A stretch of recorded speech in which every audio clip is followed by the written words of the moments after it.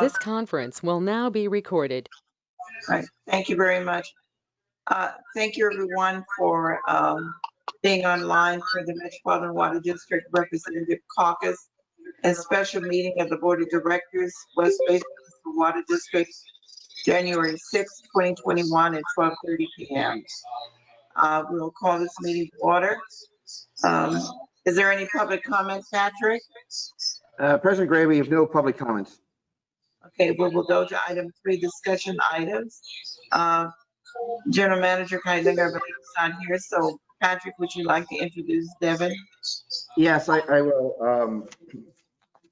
So today, thank you. Yeah, we originally have planned to have the Metropolitan General Manager here with us today, Jeff Kylinger, but he's unable to make it. So we got an upgrade here with his able assistant, Devin Depardieu. And Devin is going to cover a number of topics from IRV, the IRP status to COVID. So with that, Devin, thank you for joining us, and if you would take it away. Oh, thank you, Patrick, and thank you, Chair Gray. It's good to see you. Happy New Year. Yeah, Happy New Year, Devin. Patrick, I was looking to share my screen so I could show maybe a couple slides. Would that be okay? Yes.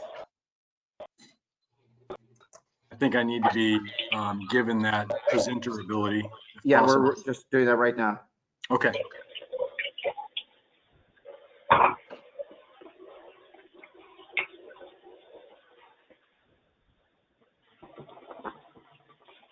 Did you get the presenter rights, Devin? I believe so. Are you able to see this now? Yep, there we go. Excellent. Thank you very much. And good morning, everyone. It's great to be here with you. I just wanted to provide an update on a few items, and obviously, as always, certainly willing to get into some discussion and Q&A. These are the things that I wanted to talk about. The board agenda that we have at Metropolitan for January is actually pretty light. So I wanted to just cover a couple pretty significant actions that were taken in December and talk about the implications of those actions. Keep you up to date on supply conditions at the end of the year going into this new year. Talk a little bit about our planning process, the Integrated Resources Plan, and then I'm just going to give you a quick update on our COVID-19 status so that you guys are aware of what we're doing and the situation that we're facing. I'm sure it's very similar with many of your agencies. So that's what I thought I would bring today. And again, happy to cover other topics as you see fit. So with the recent board actions, after a lot of update, many informational sessions with our board and a big state process around the state with other agencies, in December, our board approved funding for the next phase of planning for the Delta Conveyance program at the state level. There were a couple different options that were on the table. And what our board did is approved funding for the next 2 years that is equivalent to our proportionate share of our Table A supply on the State Water Project, which is approximately 47%. Now, there were some other contractors that stepped up and they actually funded a little bit more than their proportionate share, and some other state water contractors that chose to fund less than their share. And on a net level, there was a gap that needed to be filled in order to be able to pay for the planning dollars. And the state sent a letter that said they felt that they could find the dollars to be able to fund that gap for the next couple years and continue the planning process. So we are supportive of the planning process. This was a big step for Metropolitan, along with many other state water contractors. And I want to let you know what that equates to is roughly $59 million in funding coming from Metropolitan over the next 2 years. That's 2021 and 2022. But the planning process that the state outlined is actually a 4-year planning process, not a 2-year process.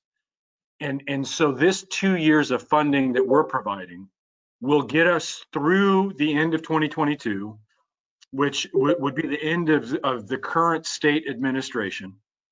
And that would allow us to assess the progress that's been made in that planning process, to take a look at the path that the administration is taking on the project and what's coming out of that planning process, and then assess whether we would move forward with the second 2 years of funding or not. So that, and also at what level we participate in that funding. So this gets us through the next 2 years. It sets us on this path. And there'll be another discussion about that after we have more information from this first 2 years of planning funds. Now, the second important item that was discussed in the December meeting was actually an item that was held over from November. And in November, the board considered 3 actions that were related to our regional recycled water program. The first action was to start the environmental planning process and that review process for an EIR, and the board approved that. The second piece was an amendment to our partnership with our partner agency, LA County Sanitation District, that's working on this program with us. And that amendment would have them taking on some role for pieces of the environmental work and the analysis that has to go on there, and also providing funding assistance to be able to do the environmental work. And the board passed that piece also in November. The third piece is what's on your screen here, and that was a funding agreement with Southern Nevada Water Authority. And in that funding agreement, they would be coming in and sharing $6 million of funding with us to help pay for the environmental work, up to 24% of that total cost. And in the long run, that could set the stage for discussions around a potential exchange where we would develop the program if the board sees fit.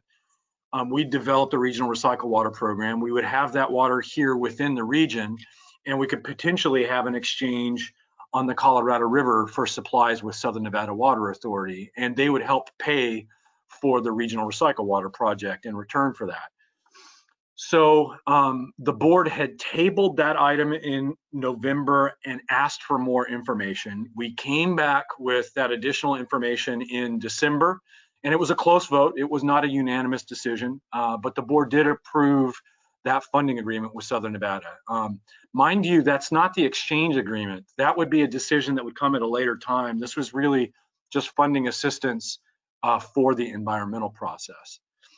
But one of the questions that was asked of us was, in considering future exchanges or partnerships related to the regional recycled water program, what would that framework look like? And give us more information about what that might be in the future. So as part of that action item, we put that framework on the table, and I'd like to share that with you here today. That framework focused on 3 different areas: reliability, the regional benefits that the framework would provide, and full cost recovery. So for reliability, the idea here is that in developing the regional recycled water program, and then any partnership that we would do for exchange of water related to it, we're ultimately looking to protect against our dry year reliability and reliability for our region in catastrophic events. So what does that mean for any partnerships or exchanges that we might do? It means that they would need to occur in normal or wet years. We are not going to do something that doesn't improve our reliability in the dry years or in the catastrophic events.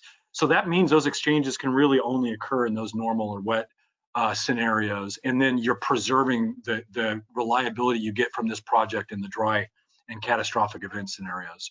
So that was one piece.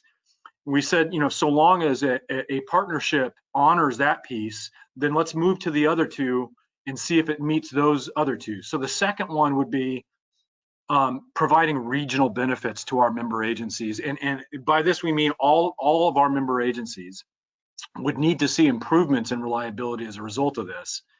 One of the improvements would be reliability. Another improvement would be the second bullet, which is reducing the net cost to Metropolitan, and thus what we have to pass through our rates to our member agencies, because you do an exchange where somebody else is helping to pay for it. And so that could be a benefit that accrues to all the member agencies as a result of this. Another question was, would we be willing to consider exchanges both on the Colorado or partnerships with agencies on the Colorado River and also on the State Water Project? Obviously, Southern Nevada is on the Colorado River, but the question was, what about the State Water Project? Could it work there? And the answer is yes, we are open to partnerships there also. But there is a proviso, and that is that unlike the Colorado River, on the State Water Project, we have some agencies in our service area that are wholly reliant on imported supplies from the State Water Project system.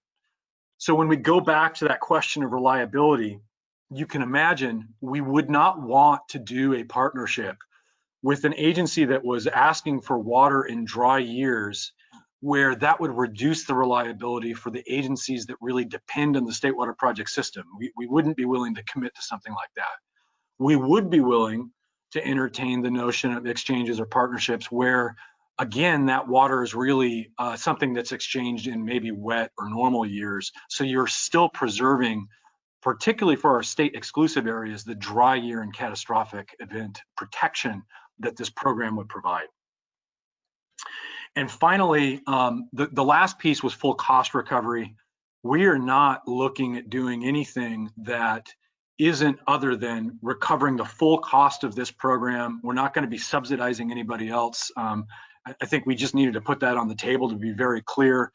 And that includes, full cost recovery includes the staff time and the work that we're doing in preparing this program. So people, if we partner with somebody, our expectation is that they would be helping to pay for those full costs and nothing less than that. So those were the parameters that we shared with the board as we're thinking about potential opportunities going forward. And I did want to share with you, there are other agencies that are in the mix that are showing interest with us. A key one that we've talked with the board about is Central Arizona Project and Arizona State Department of Water Resources. And an important piece here is they're both interested in participating in the project the same way Southern Nevada Water Authority is, but it puts the three lower basin states in alignment here as working together on ways to augment Colorado River supplies through a project like this. This is particularly important because the framework for operating the lower Colorado River only extends through the end of 2025. So later this year, we will be beginning the discussions to negotiate what that operating framework will look like 2026 and beyond.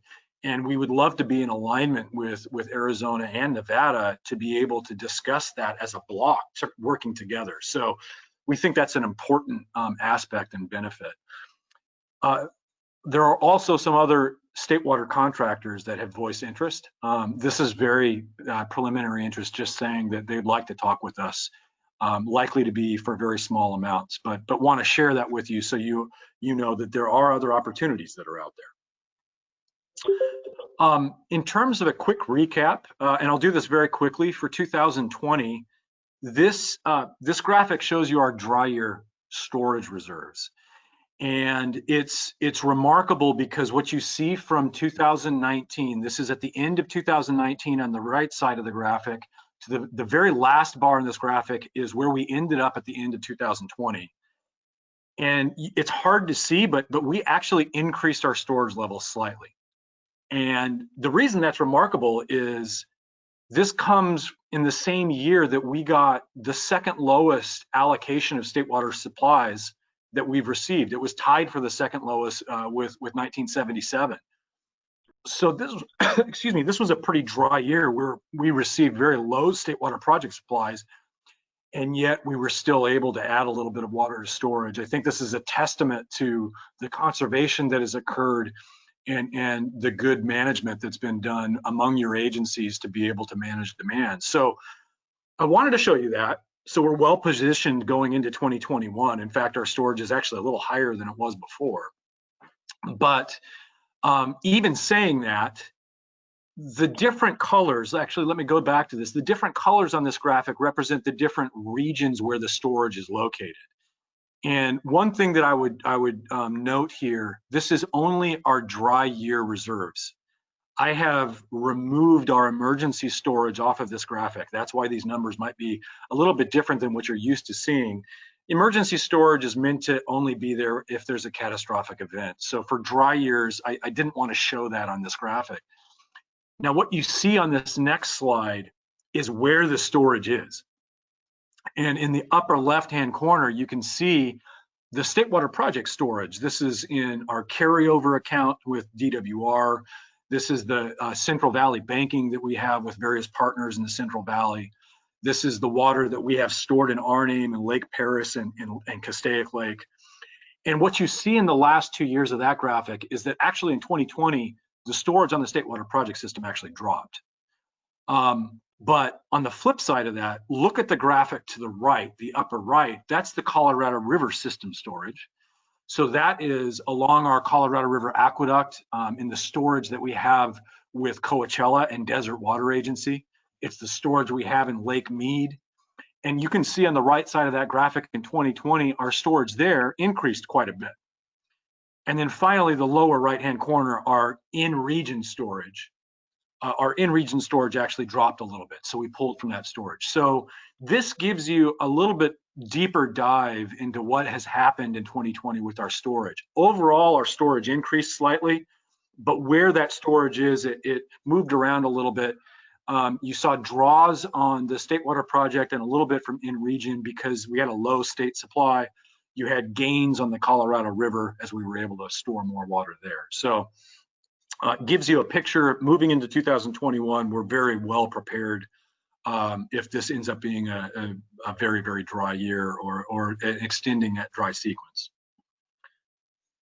The third item I wanted to share with you is a little bit on our integrated resources planning process. And this is developing, what I'm sharing with you today is really draft information that is in the process of, we're getting feedback from our board and our agencies, but we're also consulting with some external professionals that will actually change some of the analysis that I'm going to share with you. But those external professionals are in the area of climate change. We have a panel of folks that will be weighing in with us on how we incorporate climate change into this planning process. And the same for demands. There's a lot of questions about, will demands rebound? Will per capita water use continue to be low? And we are consulting with external professionals to help give us advice in those areas. So I want you to be aware of that. But this is the general approach. In the past, we have done a planning process that looked at a single forecast for things like climate change, one forecast for climate change, one forecast for the regulatory environment on the State Water Project or the Colorado River, or even here with water quality regulations locally. Single forecast in terms of the operations of the State Water Project. So where we looked at multiple or an array of outcomes was really on hydrologies. We looked at dry years, normal years, wet years. That was where we saw the range of impacts.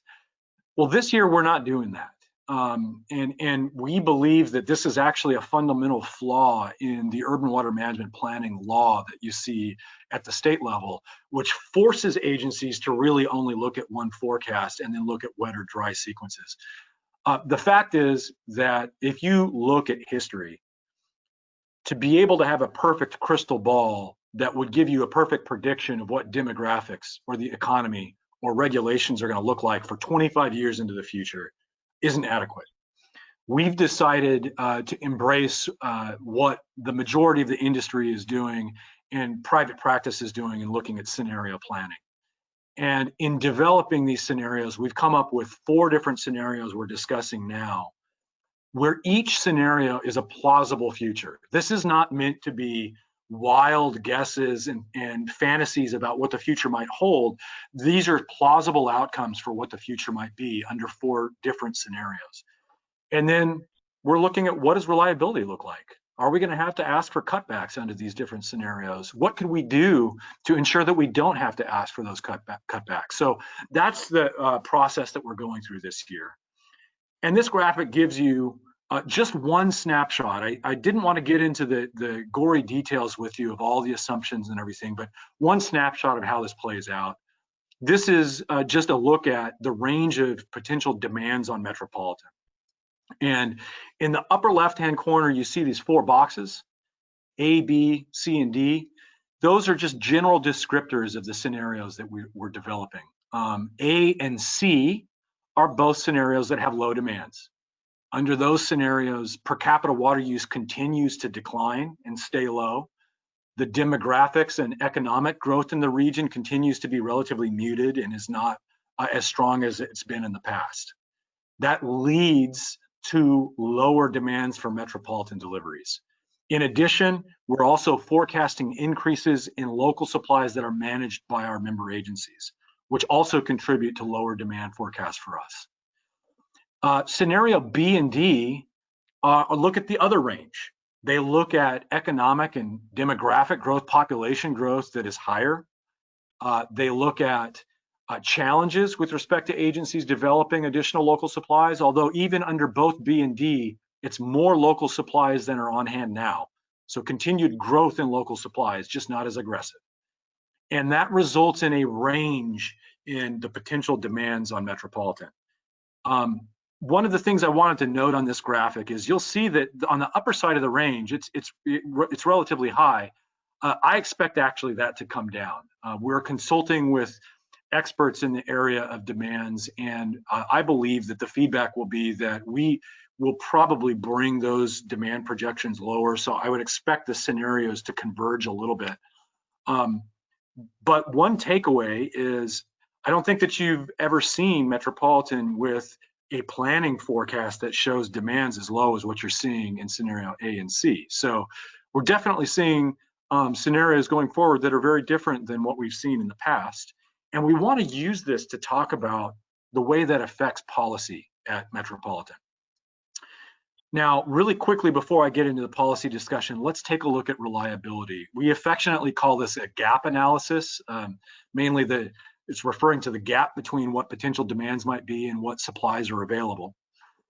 And that gives you a sense of how reliable the future is. And under the 2 low demand scenarios, scenario A and C, that gap analysis actually shows us that against all of the different hydrologic outcomes we see, we can be reliable. If you see red on these graphics, that would indicate to you that there's going to be some portion of the time we're asking people to reduce demands, that we're asking for rationing of some sort because our storage isn't enough. That means that we would have used all of our storage and still that wasn't enough, and so we're asking for cutbacks. You don't see that in scenario A and C. And the reason why C, I think, is remarkable is that's a scenario with low demands, but it's also significant reductions to our imported supplies. It assumes a greater degree of impacts to climate change or regulatory reductions to protect species and water quality issues. So even under that scenario, we're still very reliable. That's not the case under scenarios B and D. And under those scenarios, remember, those are the higher demand scenarios. Those are the scenarios where per capita water use might increase a little bit. Those are the scenarios where population growth might be a little bit higher than we'd expected, or the economy rebounds in a way that's a little more aggressive than we had expected. Those scenarios, in scenario B in the upper right-hand corner, you see some moderate need for shortage actions, calls for reductions. Scenario D is much more severe. That's one that combines the higher demands with significant reductions in imported supply reliability. This would see, as an example, the State Water Project yield being reduced quite a bit due to regulatory actions and climate change. This would see continued potential on the Colorado River for having to implement the shortage contingency actions that were passed just 2 years ago. So, and more impacts from climate change there. So you can see under those scenarios, we have a gap that we're having to address. And we'll be entering into discussions about how would you address those kinds of gaps.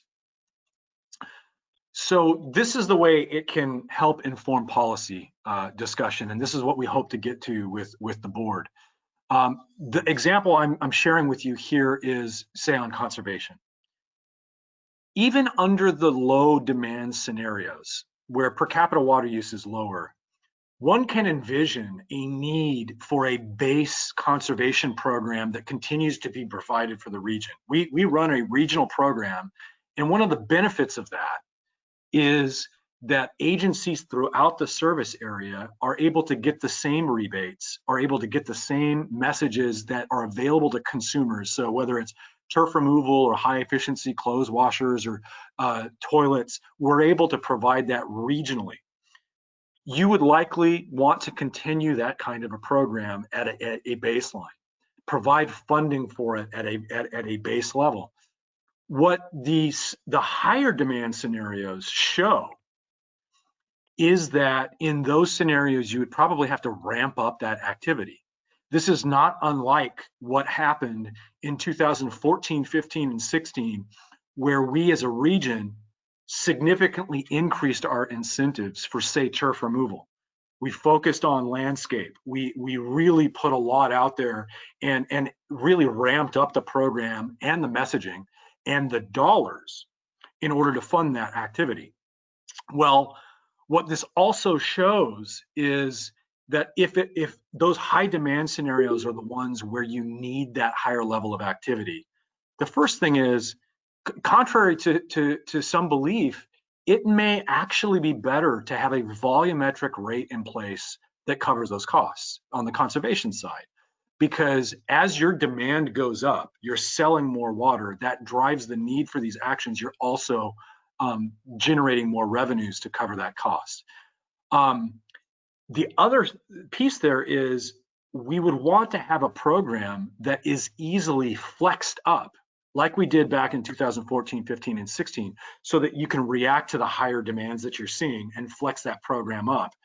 So this is one way that this process can be used to inform policy discussions and inform a debate at the board level about how to move forward, say, on a conservation program and the funding levels for that conservation program. It might be different for other areas that have different characteristics, like you're making long-term commitments or commitments to a higher degree that don't vary from scenarios across the board, where conservation activity might vary across the different scenarios. Another area I wanted to share with you that is a potential way this can inform policy is related to the reliability goal. Metropolitan's reliability goal right now is, say, when you look at these graphics, we want to be 100% reliable, to not have to ask for mandatory reductions under all foreseeable hydrologies. And that is the reliability goal that's on the books right now. What that would mean is, under these two scenarios with the higher demands, and particularly under scenario D, where you also have threats to your imported supplies, you'd be looking at trying to get rid of all of the red in this graphic. Well, part of the concern would not just be the likelihood. What you see here is the percentages. How likely is it that you're going to have a shortage? But how deep are those shortages? What degree would you have to ask for reductions? So just giving you a little bit of information here on the left under that lighter scenario, under scenario B, in 2030, we do see a 5 to 6% chance that you'd need to call for reductions. And for the region as a whole, it'd be up to 200,000 acre feet maximum. Out in 2045, that increases both in the probability, but also how much would you have to ask for? And the maximum might be 500,000 acre feet. If you look at the scenario on the right, it's more extreme. Remember, both of these are relatively high demand scenarios. And you could actually have some chance of calling for cutbacks in 2025. And by 2045, it's much more significant. And the reason is the demands are high and you have impacts to your imported supplies. Well, what this could lead to is a discussion about what is the appropriate reliability goal. And the reason I say that is, as part of this process, agencies like your own and others have said, we know that when push comes to shove, if you go into a real dry year, we can probably communicate to some degree with our customers and get some kind of a response. It's not rationing, it's not forcing reductions, but it's calling on the public to take note of the dry year, and to take actions in their home or in their business to try to batten down the hatches a little bit, to save some water. Now, is that 5%? Is that a 10% gain? We don't know. But that could lead to a change in the way Metropolitan declares its reliability goals. So now the reliability might incorporate that at an early level, communication with customers could actually reduce demands a little bit, and that helps us deal with some of these scenarios. So that's a little bit different thinking on the reliability goal, and something that we need to talk with the board about and with you as member agencies about what's appropriate there. So these were thoughts about the way this could be used to discuss reliability policy. Finally, no slide here, but I did want to just share with you a little bit about our COVID-19 status at Metropolitan. Obviously, this is a big issue that everybody is addressing and having to deal with. Beginning of November. So if you look to when the shutdown occurred in March, all the way to the beginning of November, our employee base, we had about 9 employees that were positive, and we were in a situation where we were working with our employees to rotate at our facilities, to implement micro teams to reduce exposure of folks, particularly in the field.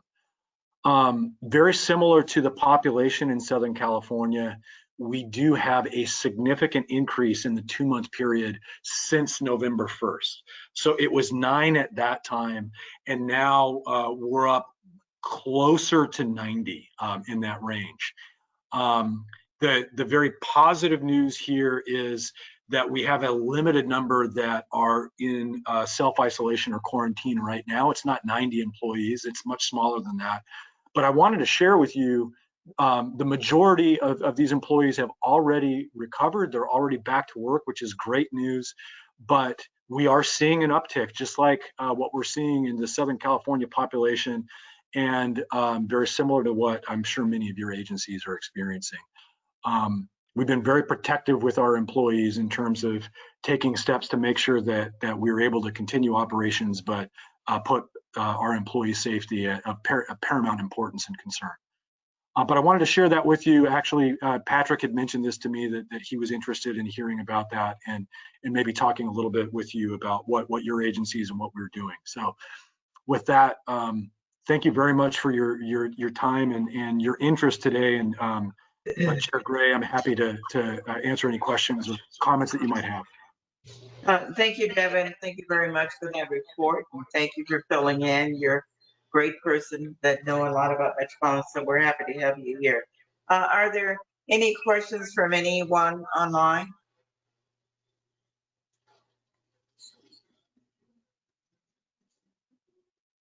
All right, Devin, I guess you're very comprehensive, so thank you very much. Happy New Year to you. Thank you so much. Happy New Year to you. Thank you very much. Chair Gray, this is DeLon Kwon with LADWP. If you don't mind, I just have a comment and a question for Devin, if you don't mind. Thank you, DeLon. Happy New Year to you too. Certainly, go right ahead, please. Yeah, Happy New Year to everybody too. Yeah, thanks, Devin, for the great update there. So just a comment. You mentioned on 2 items. So a comment on the IRP.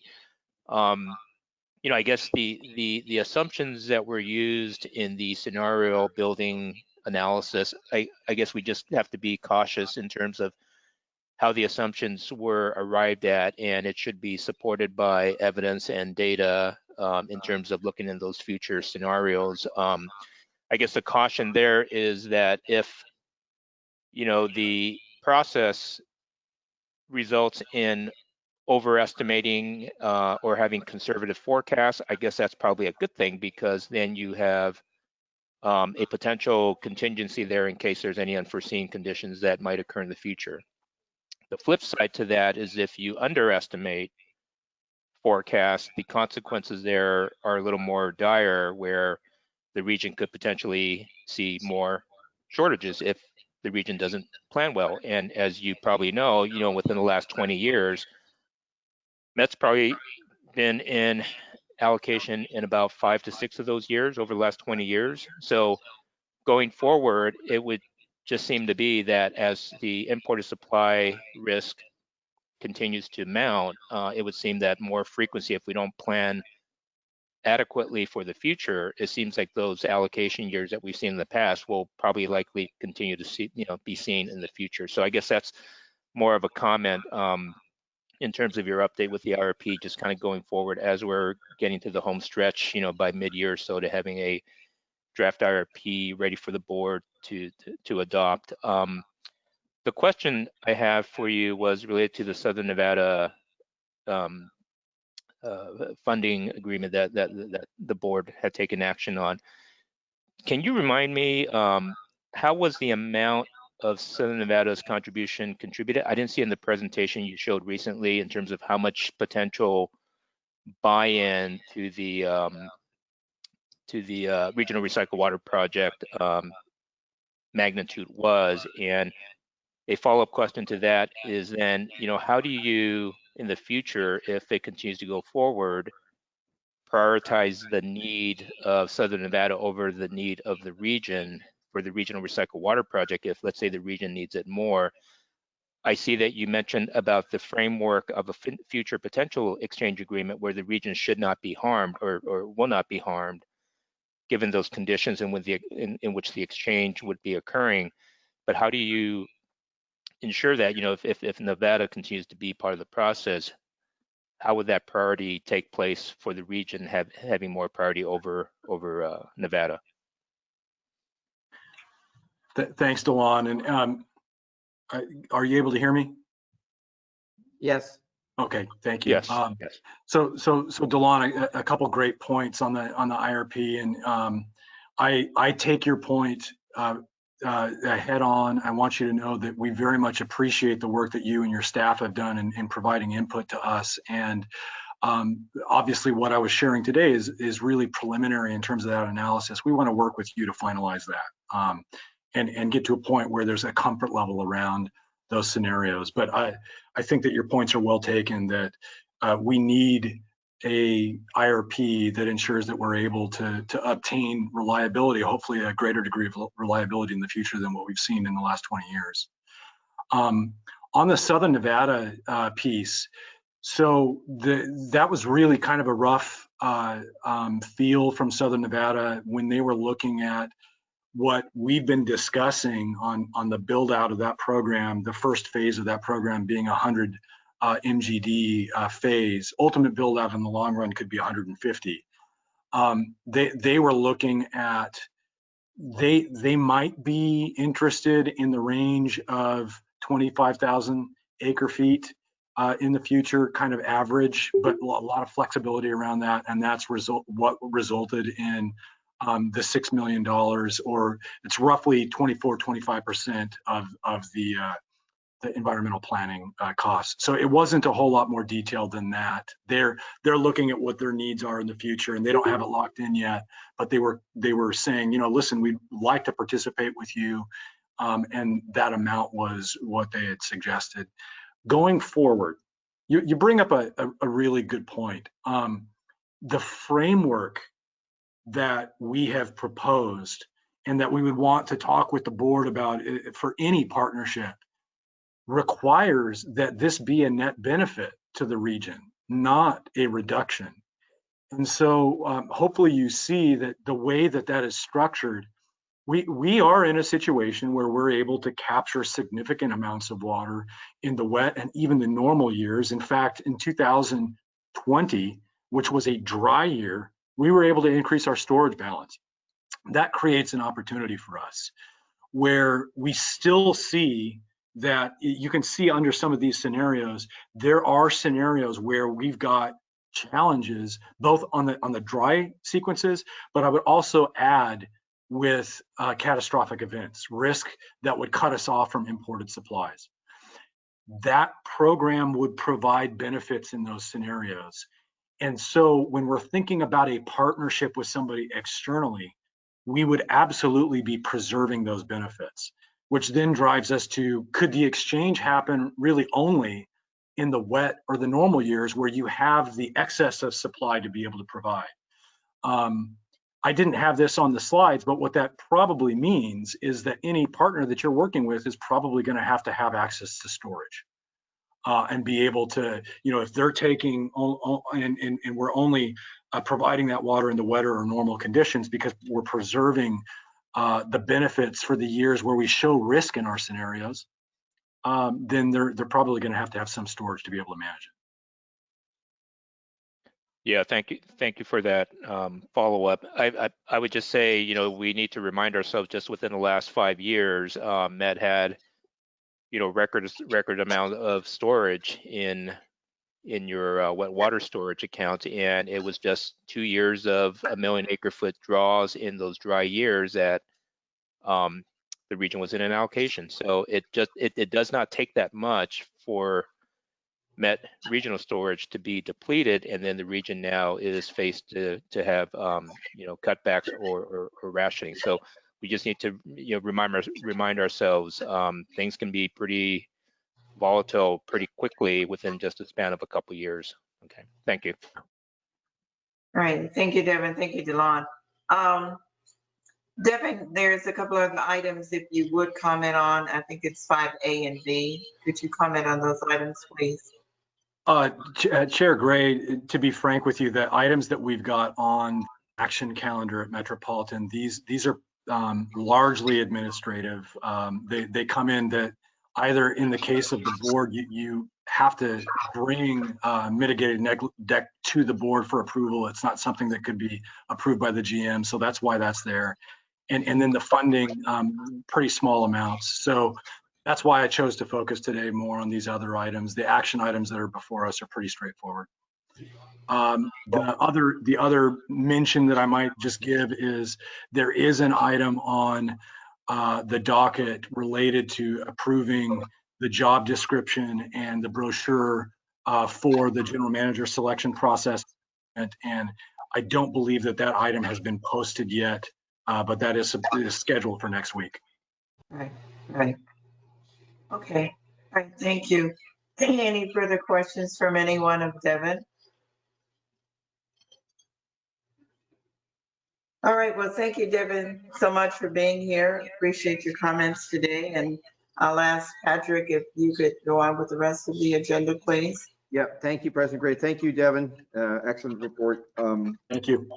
So we just go back to item 3B, the ledge update to be provided by our manager of water policy and resources development here at West Basin, Mr. E.J. Caldwell. E.J.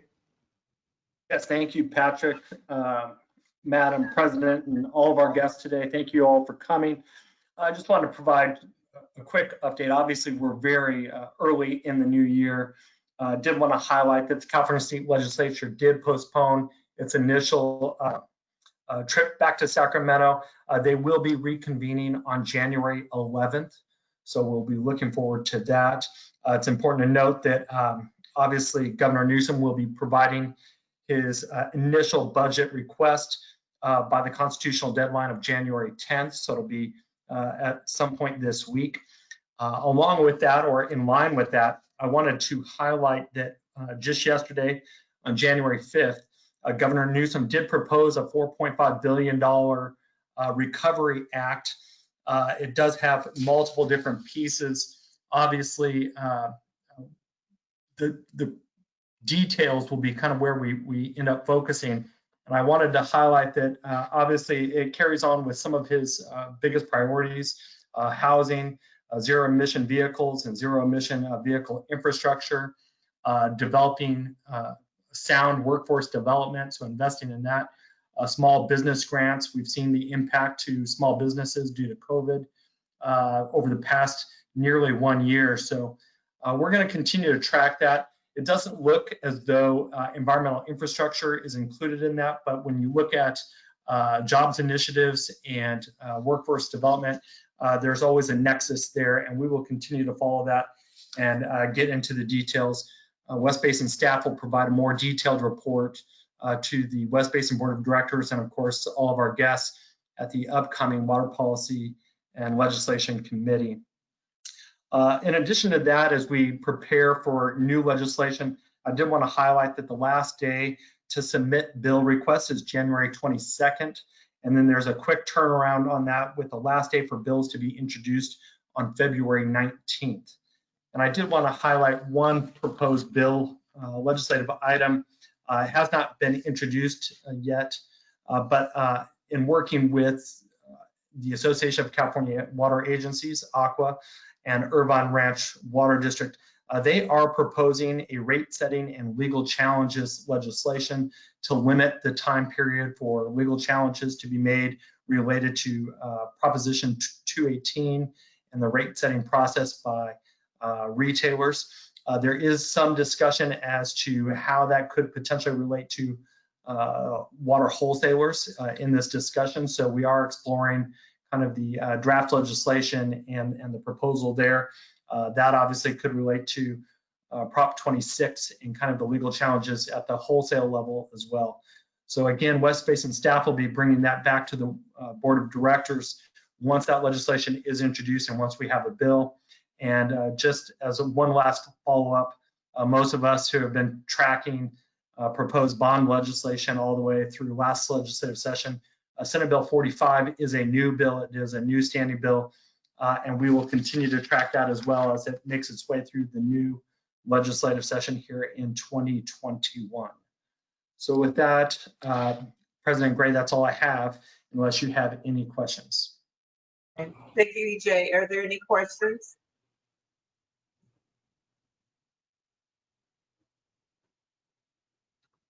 Evidently not. Hear any? All right, thank you, EJ. Thank you for that very comprehensive report. Thank you very much. Patrick, any other item?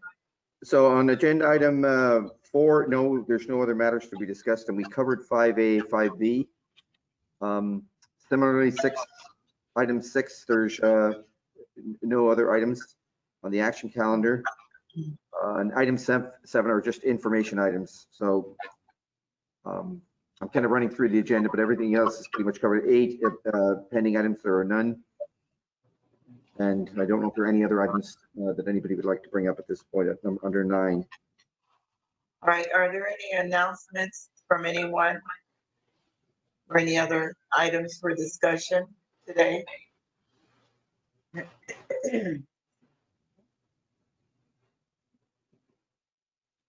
Any requests? All right, I don't see any. So with that, I guess we will adjourn the meeting, but I'd like to say happy New Year to everyone. Look forward to a very prosperous and safe new year, 2021. Thank you very much.